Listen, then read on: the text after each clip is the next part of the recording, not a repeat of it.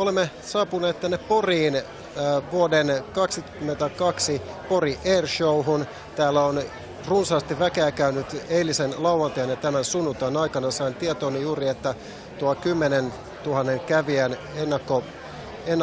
ennakkomäärä olisi jo ylittynyt aika roimasti ja lähennellään 15 000. Se ei ole mikään ihme. Täällä on paljon nähtävää, on lennokkeja, taitolentonäytöksiä, suihkukoneita, helikopteria, kaiken näköistä. Mutta tietysti on yksi päätähti, joka meitä suomalaisia kiinnostaa erityisen paljon.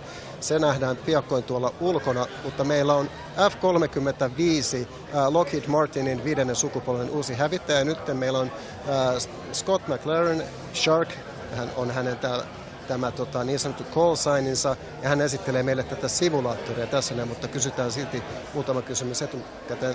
Mr. Shark, you said it was okay to call you with your call sign. So the F-35 has taken part in various air shows, during recent years. So what's the general opinion been? How interested is the audience of the actual aircraft? Oh yeah, absolutely. When you go to an air show and an F-35 is on display, an F-35 is doing a demonstration, there's a whole lot of interest in the F-35, and for good reason. The F-35 is that most advanced airplane out there. It's that 5th generation airplane that comes together, and people always want to see it, and people always want to ask a lot of questions about it, yeah. Yeah, so now this is the first time the aircraft is in Finland after the decision that our Air Force is going to apply some 60 planes from Lockheed Martin.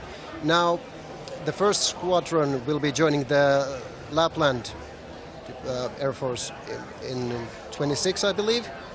Right, sometime in the 2026 timeframe. That's absolutely correct. So, are there any kinks to be ironed out, for the F-35 to take on the harsh environment? Yeah, absolutely. The F-35 was put through very extensive testing to make sure that it could withstand all the conditions that it's going to be not only flying in, but also might be exposed to on the ground, getting ready for takeoff or coming back from a sortie, that sort of a thing. Go through extensive testing for getting it prepared to be able to be used and be able to put to use to accomplish those missions in those environments. Absolutely. No kinks, already tested and ready to go.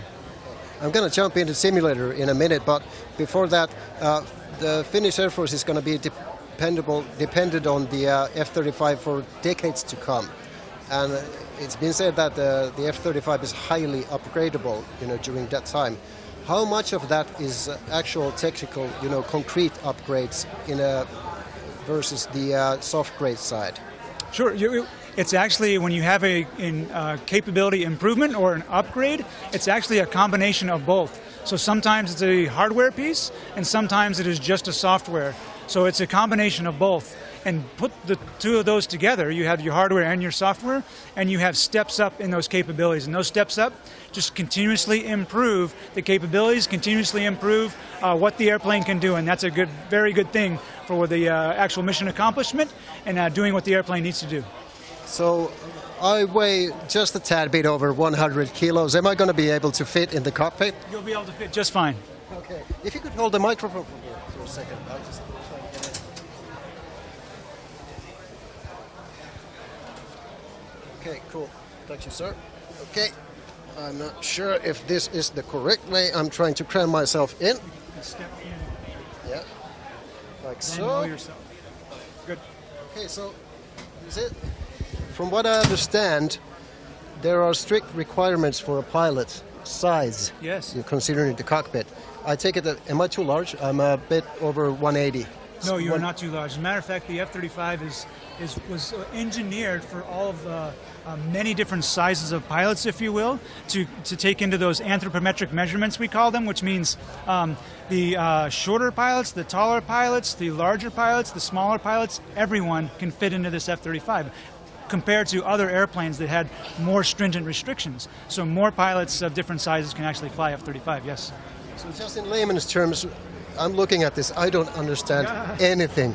But the main difference from, movies and television is that the control is not between my legs, right. It's here on the side. Right. That is seems kind of unconventional, to me. Right. A little bit different than other airplanes, right? So what he was looking at was the control of the stick, the side stick controller that we have on an F-35.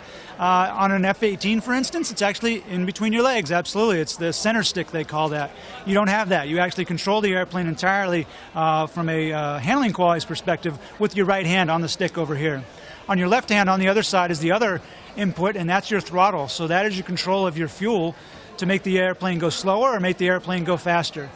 And your fingers were just on it, but all of these buttons and switches that you see on the stick and you see on the controller over there on the throttle, those are the interaction with all of my sensors, which would be the display that I have out in front. This is actually a touchscreen display, and this is how I can change things on my screen. I see my cursor, and I can change things on my screen. I go to a larger scale. I can scale back into a smaller scale, and you notice where you are. This is you, the pilot, in this F-35, and this is another pilot out there. He's out there 10 miles away on the right-hand side of the airplane. And if I want to transition from anything on this display to see out the real world, I would use my helmet-mounted display, look to the right, and I would get my cue of where he is on the outside of the airplane. Okay, so this is a simulator, obviously, but considering that we've had the Hornets for some time now, how the pilots who are going to be flying this, they're obviously going to go through a rigorous training regime. But how big of a leap is it from a Hornet, let's say, to the F-35, pilot-wise? Of course, the F-18 pilot already has a certain level of experience, so he's going to be able to take advantage of that, like you had mentioned. And to transition from F-18 to F-35, it's actually a very smooth transition, because he's already recognized how to fly an airplane, he already recognizes how to employ it, to use it to accomplish the mission. Now he just has to concentrate on how do you do it in an F-35. So yes, he'll move for the control of the airplane from the center stick to the side stick, but all of the use of his hands on throttle and stick to make everything work. His interaction is going to be a little bit different on this display, but it will be a very smooth transition to be able to do so. Everything is available, set up intuitively on the F-35 to make that happen for him. I know people are lining up to get into the simulator, but just one more question. Now, I'm just so confused with all these buttons, and I'm dazzled, but I'm enamored by all these things. So how long are these two planes going to be staying in Finland from now? They are here just for one more day, and then they're actually going to another location in Finland to interact with the Finnish Air Force before they go back to Lakenheath. Okay. Mr. Shark, thanks for the interview, and we'll be staying here and enjoy the show. And I hope you enjoy your stay in Finland. Very much so. Thank you. MTV-Uutiset Live palaa vielä tänne Poriin, mutta pidetään pieni tauko. Minä jään ihmettelemään näitä kaikkia nappuloita, mitä tässä on.